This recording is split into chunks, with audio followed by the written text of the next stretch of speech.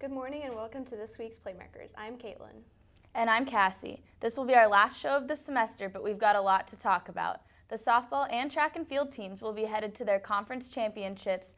The tennis team advanced to the NCAA tournament. And we have two special guests today. One is a graduating senior and one just completed his second marathon. All that and more on this week's Playmakers.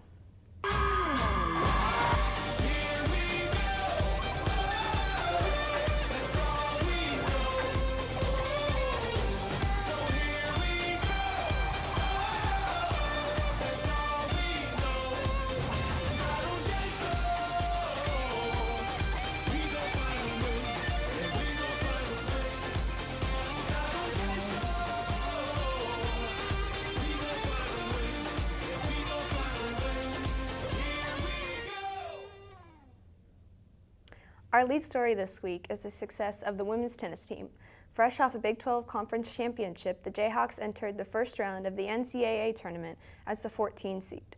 And after two victories last weekend at the Jayhawk Tennis Center, the women's tennis team has advanced to the Sweet 16 for the first time since 1998. Kansas beat Denver 4-0 and Florida 4-2 last Friday and Saturday. Against the Gators, KU was leading the match 3-2 with Anastasia Richagova down 5-7, 1-3. However, Sonia Smagina clinched the match with the 7-5, 6-4 victory. The women will travel to California this week to face off against Stanford on Friday. After earning their top 25 ranking last week for the first time this season, the men's track and field team moved into the top 20 this week, ranking 19th. The women's track team is ranked 53rd this week, their best this season. And after extending his winning streak in the 800 meters at the National Relay Championships 2 weeks ago, junior Bryce Hoppel was named the Big 12 Track and Field Athlete of the Week. Hoppel and the rest of his teammates will compete at the Big 12 Outdoor Track and Field Championships in Norman, Oklahoma this weekend. KU Rowing hosted Kansas State in the 2019 Sunflower Showdown in Kansas City, Kansas this past weekend. And after a series of 5 close races, the Jayhawks failed to win a single race. This is the second straight Sunflower Showdown that K-State has defeated Kansas. KU will close out its season with the Big 12 Championships on May 18th and are hopeful to compete in the NCAA Rowing Championships on May 31st. And after the break, I'll be back with the first of our special guests, Senior Jose Montoya. Please keep watching.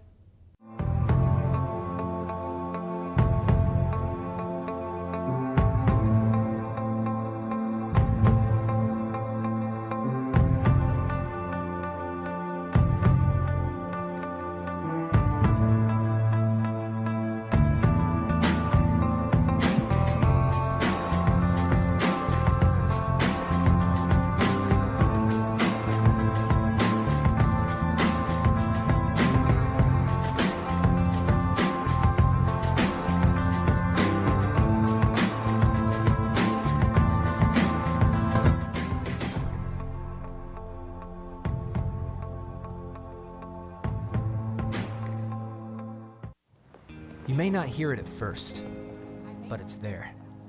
Our chant, rising.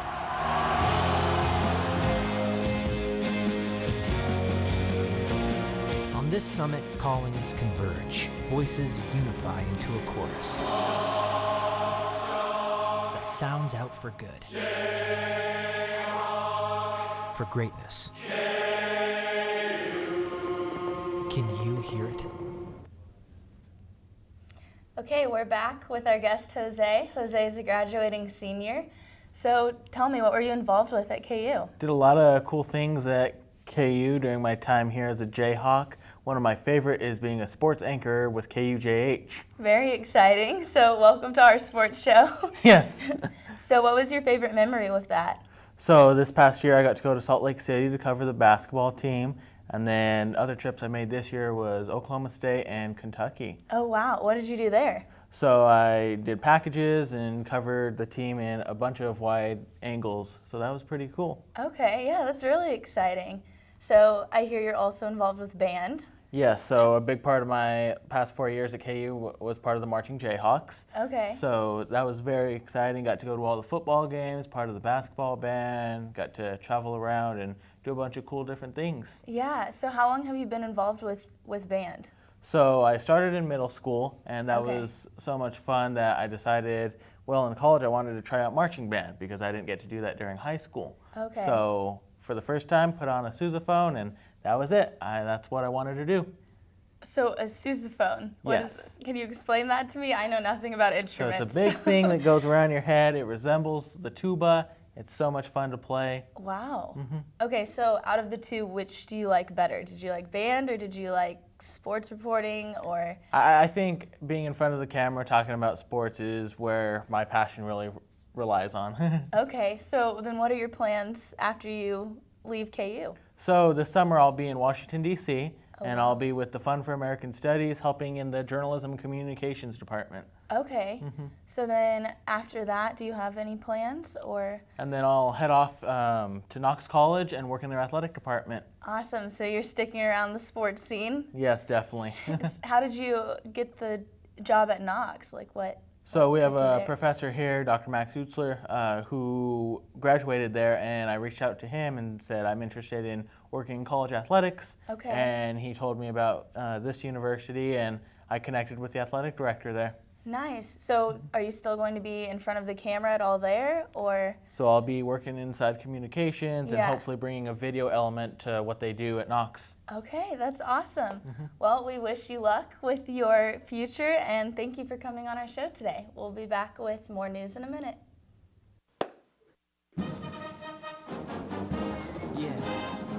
Yeah, I always just clap in this part.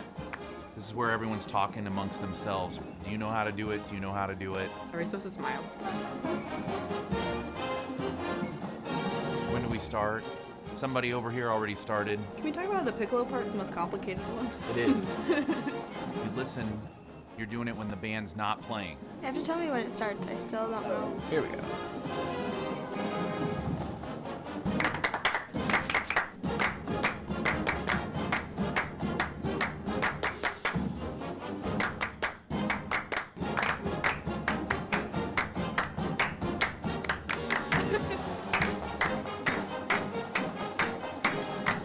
Just clapping now.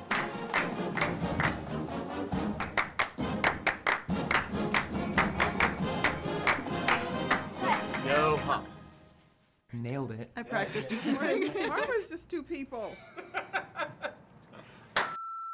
It has a right and a wrong way of doing it.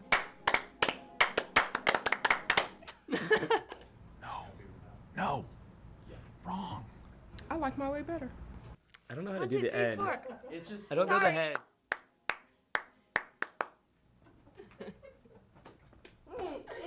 It's hard by yourself.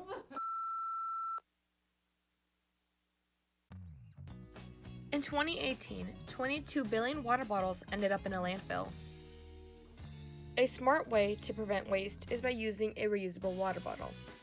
A reusable water bottle is an easy way to have water without using plastic. A reusable water bottle is an alternative with many benefits. Some benefits include saving money, durability, and helping the environment. Staying hydrated is important, so you might as well save the environment and your pocket while doing so.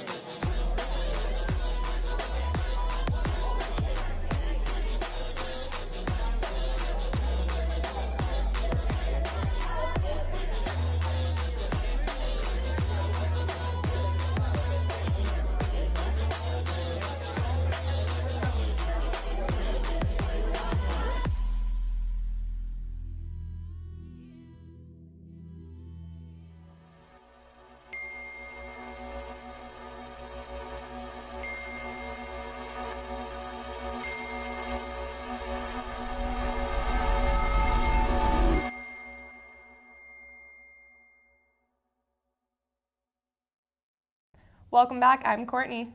And I'm Alex. The softball team finished up its regular season over the past weekend, losing 3 games in a series against Iowa State. But because Baylor also lost a 3-game series, the Jayhawks will get the chance to put an end to their 8-game losing streak at the Big 12 tournament this weekend in Oklahoma City.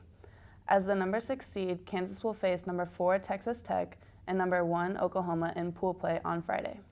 The baseball team swept Texas this weekend at Hogan Ballpark to move into a tie for the 6th place in the Big 12 conference standings. We're going to throw it over to Cassie for more information about this last weekend. Hey Jayhawks, and welcome to this week's edition of Rock Chalk Rundown. Kansas baseball put in a huge team effort this past weekend to get their first Big 12 sweep of the season against Texas. Freshman Casey Burnham launched his first career home run on Friday night to secure the Jayhawk win. Ryan Sear pitched a complete game shutout on Saturday to hold off the Longhorns 1-0, and the Jayhawk offense came back twice from a deficit in their game on Sunday for a final score of 10-6. This series marks only the second time that the Jayhawks have swept the Longhorns, the first being back in 2009. Kansas will take a break from Big 12 play to host Jackson State tonight at 6 p.m. before heading on the road to Fort Worth. With Media Crossroads Playmakers, I'm Cassie Nichols.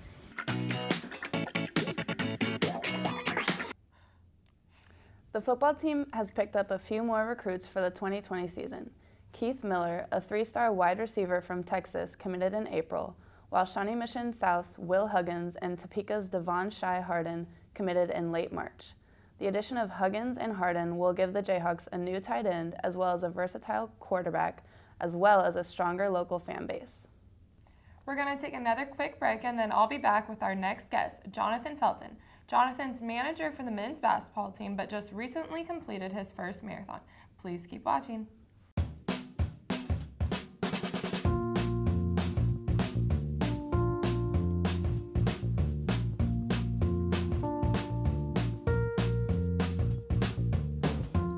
When you shop local in the heart of the city, you support the people that make our community thrive. The money you spend here stays here, in this place we call our home. Lawrence, Kansas, where there's good old-fashioned hometown pride. Eat local, drink local, shop local. Welcome back. We have our guest, Jonathan, with us, who just ran a marathon. You want to tell us a little bit about that? Yeah, so I started running about a year ago. Just wanted to do something, during the mornings and just get a good workout in. And everyone's told me that it's really addicting once you start running. And, at first I was like, you're crazy. So I trusted him, hung out with some of my buddies, and we'd go running for, 2 or 3 weeks. And then I really just got addicted to it. So I really don't know what drew me to the marathon scene. But I ran my first in October in Kansas City. Okay. And then I just got done completing my second one in Eugene, Oregon. Wow, okay. So how long did you actually train for the marathon in Oregon? Yeah, so I really didn't take a break after Kansas City. That was my first real race, and I went into high hopes of qualifying for Boston. I love the confidence that I had going in, but you really don't know what the marathon's like until you experience your first one. Yeah, makes sense. I haven't done one. I can't do that. Oh, man, the first one was pretty brutal, so I finished in 3:21, but I saw I needed to break 3 hours, and I was like, man, I just need to knock off 21 minutes, and I really just dug deep and started training, and what really sucked was you had to go through the winter months. Oh, yeah, no, I would not want to run during that at all. So you have the December, January, February. Through the snow. Oh, and I remember vividly going out to Clinton Lake, 6 a.m., 7 a.m. in the morning, and then running in negative degree weather. I even left my keys in my car one time out there, so I don't really run out there anymore. Oh, no, that'd be terrible. But yeah, training went really well, and I was just really confident going into the race. You just go, like I said, you go through those months of just hard training and hard conditions, and then once summer rolls around, you have the best conditions you can ever have when you run. Yeah, so absolutely. I was just really confident going into the race. So do you have any other marathons planned, or what's next with you in running? Yeah, so I was fortunate enough to finish in 2:58:26. So I qualified for Boston. Congratulations. Thank you. So I qualified for Boston. That will be this coming spring, so that'll be April of 2020. Okay. So I'm gonna really try to hit that and do well. I know it's a really tough course. I think my goal is to go sub 2:40. However, in 4 years we have the Olympic trials, or that'd be 5 years, for Paris, and you have to run a 2:18 marathon. So I just kind of want to see where the career takes me, and if I could ever be able to run at that speed, I'd love the experience going to Olympic trials. Maybe we'll have a Jayhawk in the Olympics. That'd be Who cool. knows? That'd be Cool. It's a goal, but yeah. Okay, and then you're also a basketball manager for the KU men's basketball team. Tell us about that. Yeah, so no, it's just a blessing to be able to work with our program here on campus. I was fortunate enough to get the job as a freshman. So just working with the team every single day and just bringing in good energy. And, I think that's why I incorporated running into my day.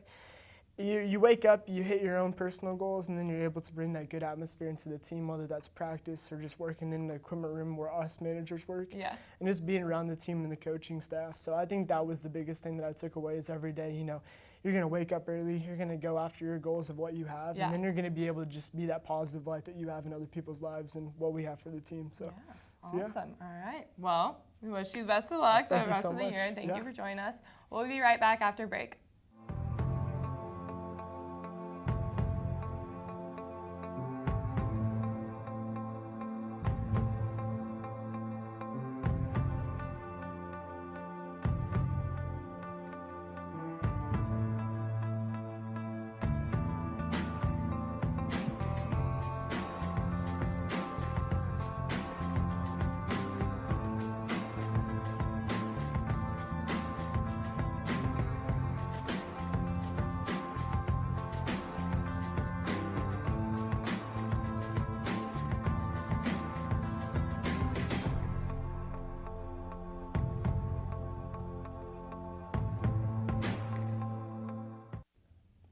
Welcome back, I'm Caitlin.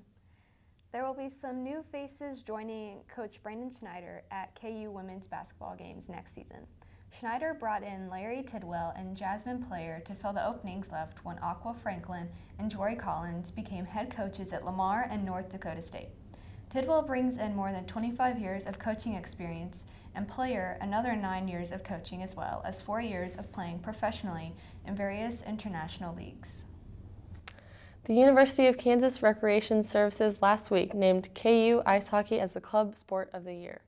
After a 23-1-1 record, their first ever national appearance, this award wraps up a historic season. Club President Jimmy Samuels was also named Officer of the Year. The 145th Kentucky Derby ran this weekend, but the final outcome of the race may still be in doubt. Maximum Security was the first horse across the line, but was later disqualified for impeding another horse in the final turn. Country House was then announced as the winner, coming in as a 65-1 long shot. The owner of Maximum Security has said that he will appeal the disqualification, although sources say the appeal does not look hopeful.